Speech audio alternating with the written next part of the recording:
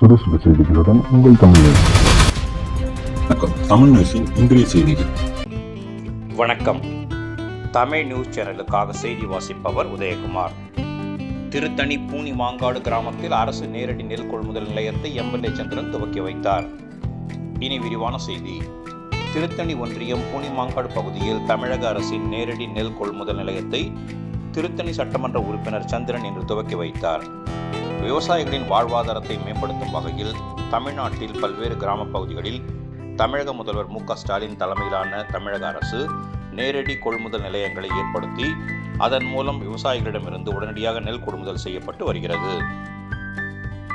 அதன் ஒரு பகுதியாக திருத்தணி ஒன்றியம் பூனி மாங்காடு பகுதியில் நேரடி நெல் கொள்முதல் நிலையம் துவக்கி வைக்கப்பட்டு விவசாயிகளிடமிருந்து நெல் கொள்முதல் செய்யப்பட்டு இயந்திரங்கள் மூலமாக நெல் சுத்திகரிக்கப்பட்டு நேரடி நெல் கொள்முதல் நிலையத்தில் பாதுகாப்பாக வைக்கப்பட்டது.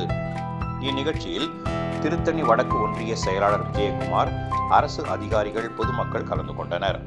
அதன் தொடர்ச்சியாக திருத்தணி தும்பிக்குளம் பகுதியில் உள்ள அரசு உயர்நிலைப்பள்ளி வளாகத்தில் புதிய வகுப்பறை கட்டிடம் கட்டுவதற்கான அடிக்கல் நாட்டு விழா நடைபெற்றது.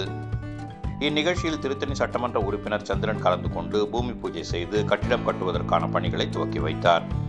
இந்நிகழ்ச்சியில் திமுக வடக்கு ஒன்றிய செயலாளர் விஜயகுமார் உட்பட திமுக முக்கிய நிர்வாகிகள், பள்ளியின் தலைமை ஆசிரியர், மாணவ மாணவிகள் கலந்து கொண்டனர்.